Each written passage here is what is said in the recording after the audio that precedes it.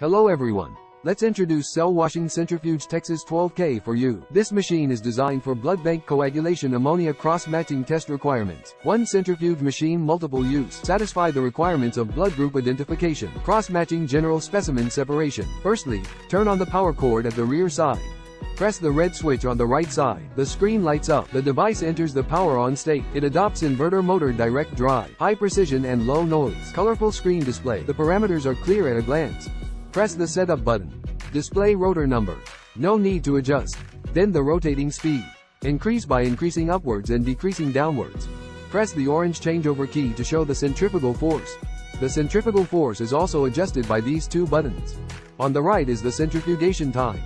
This is now 1 minute. After setting it to 0, press the setting button again. The seconds are displayed. After setting, press OK to save the parameter. Lifting speed can be adjusted directly with the buttons below. Press and hold the up arrow. Release and the number starts flashing. The speed can be adjusted with the two buttons. The smaller the number, the faster we can raise and lower the speed. Press OK to save. The same goes for downward speed. Adjust the size after the blinking. Again, press OK to save, and that's it. Let's take a look at the inside of the unit. Press the stop and open buttons.